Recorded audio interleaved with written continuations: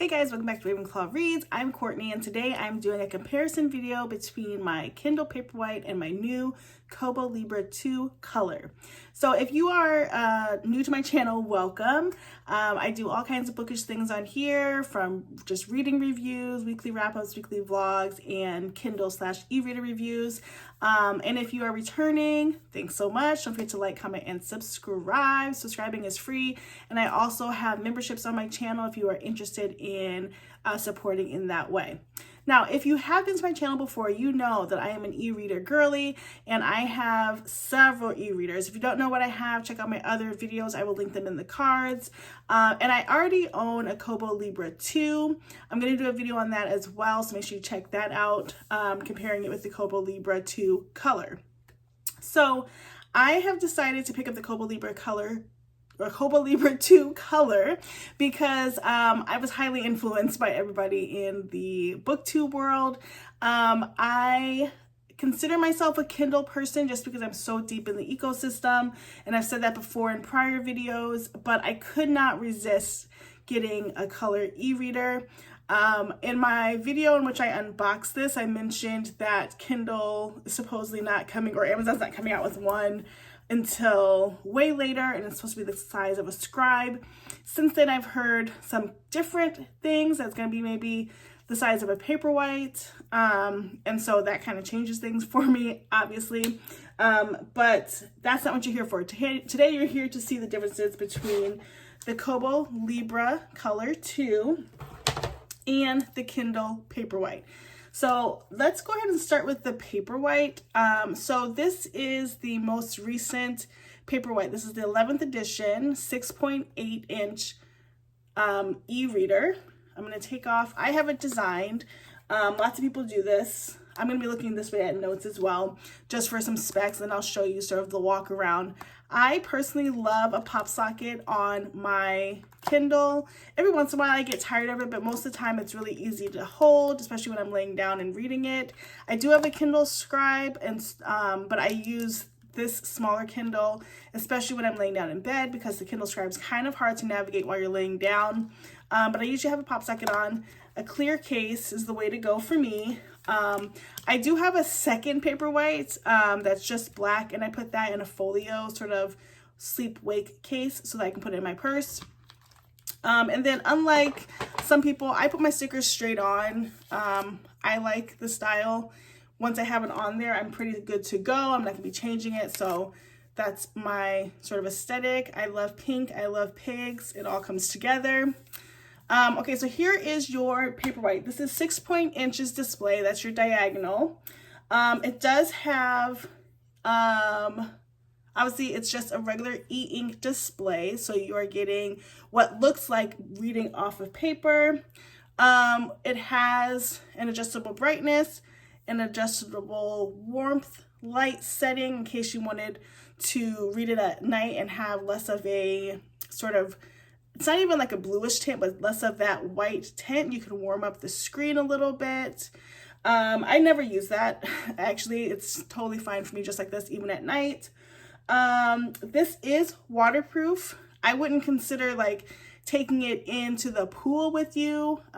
However, if you're gonna read it in the bath and your hands were a little wet, it would totally be fine. I mean, waterproof is waterproof, so ideally you should be able to take it into the pool, but like I wouldn't deep dive with it, I guess. I don't usually use mine near or in water, so I don't know like how good that does, but I just have not used it, but that is the specs on it.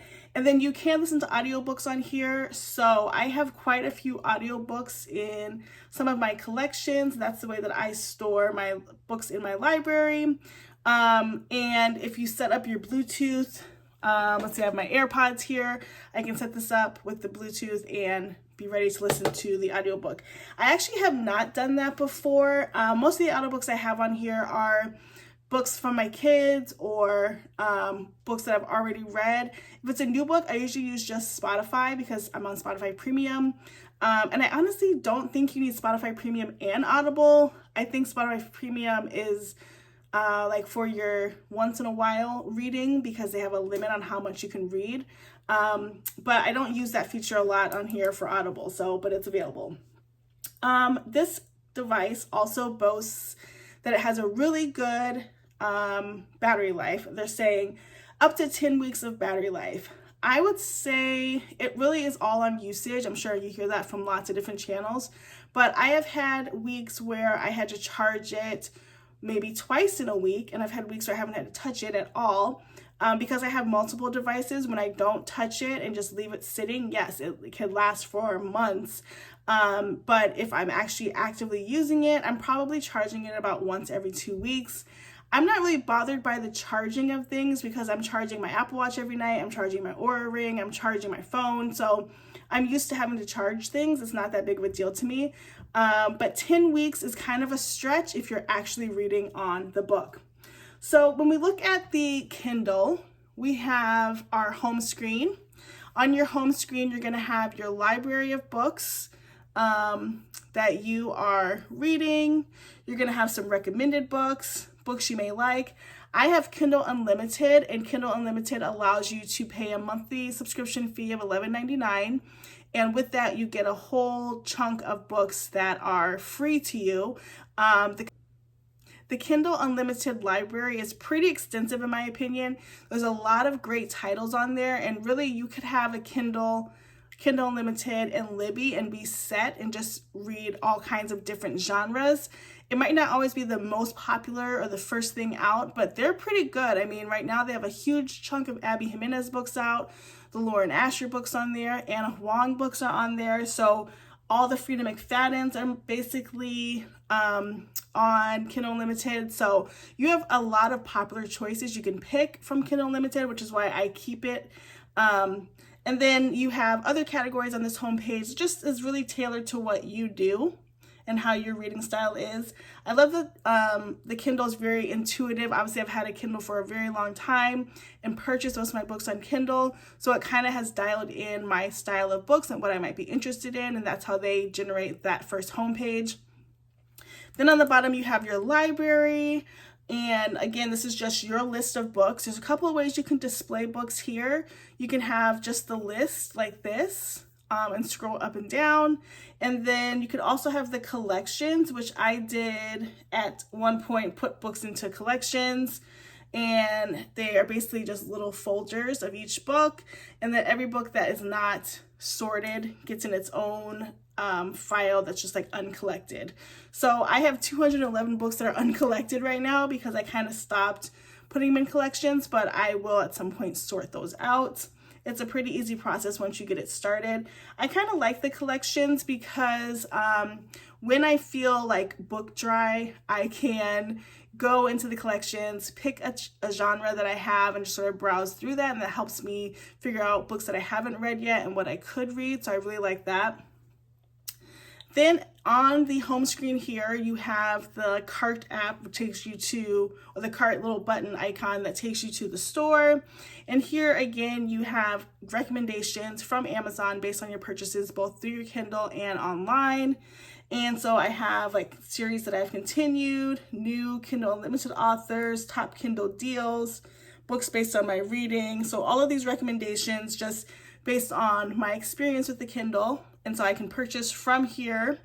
And then of course you have the Kindle Unlimited page directly that allows you just to find the Kindle Unlimited section. And then you have your regular books.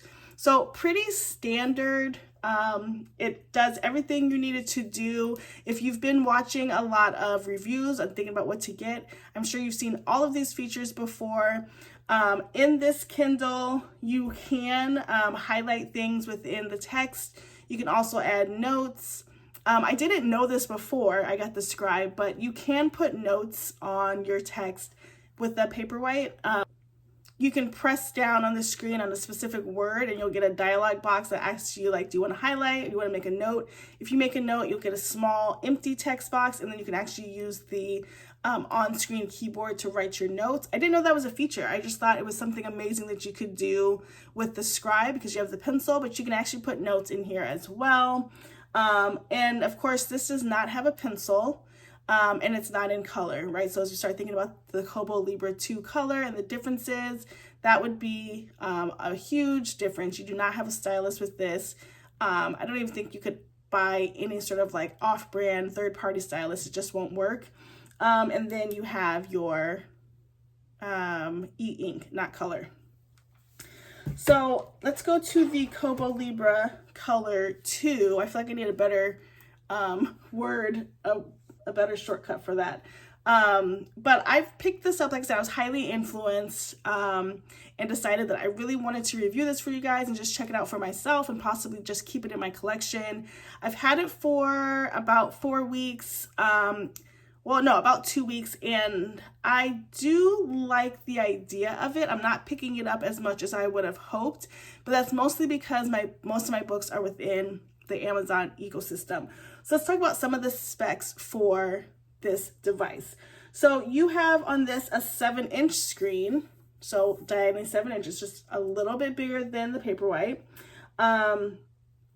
This has the e-ink kaleidoscope touchscreen. I don't know what that means, but that's fine. It has an adjustable front light, blue light control. This is 32 gigabytes of space. I'll note the Paperwhite is only 8 gigabytes. 32 gigabytes is kind of crazy. I know 8 gigabytes holds 1,000 books. So what are we thinking? 32 gigabytes is 4,000 books. I'm sure some people can fill that up. I'm not there yet, but it holds a ton. This is also said to be waterproof. Again, I wouldn't take it deep sea diving, but if you got it wet, it's not the end of the world. And then again, you can use your audiobook with Bluetooth to listen to whatever you're listening to. And then this has Google Drive and Dropbox capabilities, the pen capabilities, and then this is made from recycled plastic is my understanding, and that's one of the selling points. So on this Libra, I have an unboxing if you want to check that out. I'm going to take this off for the moment just to easily navigate with it. But I have a white one, and on the back it is gray. It sounds pretty plasticky, but it actually gives a really good grip and handle on the Kobo, so I'm not mad about that. So the big selling point on this device is that it is color. So I'm going to bring it a little bit closer so you can see. There's something about seeing the covers of books in color that really excited me. I do have a Kindle Fire, but it's just not the same. It's great to see them. On this device, I don't have as many books, but we'll get there in a second. Let's start with what we have on the bottom. So we're on the home screen now. Here I have some of my books that I recently opened. Then you have a collection of your books. This is the tutorial because I'm still new to it. And then you can borrow books from the library or create a wish list of books. And that's your home screen. I'm trying to scroll up, it doesn't scroll up. Then I have an icon that just says my books. And again, these are all the books that I currently have on my device. I have gotten a lot of books on like Stuff Your Kindle Day and put them on my Kobo because they're kind of books I wouldn't naturally pick and go to, and I want to clutter up my Kindle, but I thought I could have something on here to read if I wanted to do that. And then I have the notebook section. Obviously with it having a pen, you do have a notebook section so you can create little notebooks. I've shown this on my unboxing, but obviously you have the pen here and it works really well. It's not as nice as the Scribe, honestly. It does have a little bit more slick to it. There's a little bit of a delay in the writing, but for what it is, it's pretty good. So you could definitely use it for the point of annotating.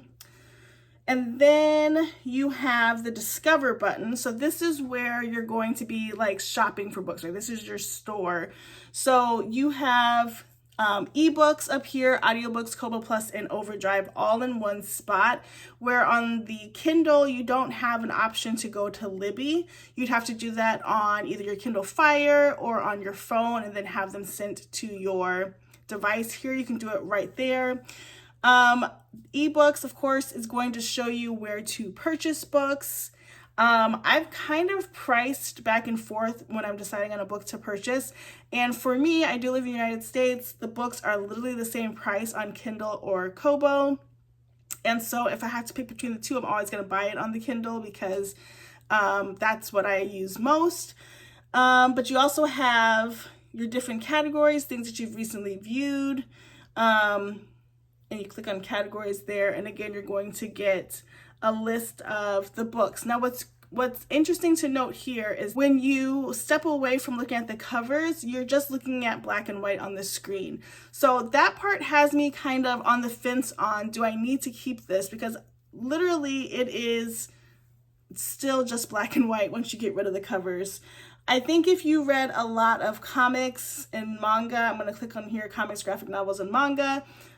This device is great because you can see all of that in color and it really brings it to life. I don't read that on my device and I don't read them really at all. So that is not something that's a selling point for me, but for those that do read this content, I think the color aspect is amazing without that super glossy finish of like the Kindle Fire.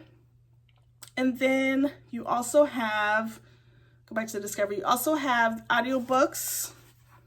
As I said, you can download audiobooks and listen to it, link it with your Bluetooth.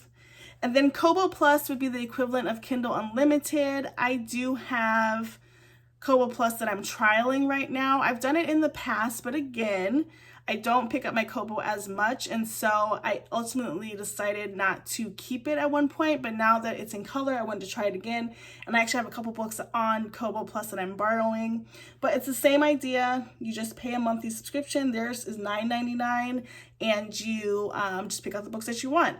Now, this, in my opinion, this catalog is a little bit different than Amazon, and I know when I've done previous videos comparing Kobo and Amazon, there's a lot of talk in the comments around like how authors are treated through Amazon versus Kobo. And I don't know the specifics of that, so I can't really get into that. All I know is that the catalogs are completely different. To me, there seems to be a lot more known and popular books on Kindle Unlimited than there are in Kobo Plus. If you want to weigh in the comments, go ahead and do that. I know it has something to do with just like how much people are paid or like the respect for the authors. Again, I don't know the specifics, but I remember somebody had mentioned it in a previous video, and so I just want to acknowledge that while I don't think the Kobo Plus catalog is as strong as the Kindle Unlimited, I think the authors, the way the authors are paid may be more ethical or something on Kobo. I don't know. Comment down below if you know what I'm talking about. And then you have Overdrive, which again, this is the same thing as Libby, and you connect your library card, and then of course you can borrow books or put a book on hold if you need to, and you have all of these options that are available. It looks almost like if you went onto the Libby app, you would have the same amount of books being suggested to you. And then I already showed you, but I just want to get into a book real quick so you can see what I mean by the text. So when I go into a book, I'm still getting black and white text.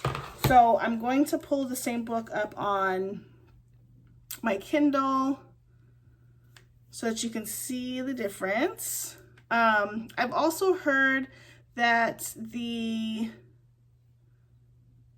Kobo screen is just a little bit darker than the Kindle. I don't know that to be true. I honestly think it depends on how bright you make your screen. Right now I have it at 80%, so let's try to make it comparable. All right, so I just turned up the brightness on both to the max ability so you can see the difference. But I just want to show you the same page, or the same book, but I'm going to go to the next page because I have to read my books large. But here is what it looks like on screen. So you can see that this one kind of has a little bit of a darkish, dimmish tint to it, and this is just a straight through brightness. But honestly, it's the exact same thing. It's black words on white paper. So I don't know that aside from annotating things and looking at the covers, would you need this device if you are already set up in the Amazon ecosystem. I will say that I do have the Kindle Scribe, and the one thing that I disliked about it was that you cannot annotate in the book. You still have to make a note, and here you can literally annotate as you're reading, like, oh wow, right there. I have it in pink because pink's my favorite color, but you can just annotate right there in the book versus creating a note and all of that. So I really like that aspect, and I wish that they did that on the Kindle Scribe because that would really kill the game for me personally. So there's the, again, you can annotate right there while you're reading. You can underline, you can highlight, all the things. So that's a huge selling point in my opinion. If you are looking to see which one is best for you, I honestly think, and I watch these types of videos all the time, so I'm not going to tell you like, it's up to you, pick whichever you think you want. I think it's really clear. If you are part of the Amazon ecosystem, you really don't need a Kobo. While their devices are really cool, they're very speedy, they have a good grip, they're well made.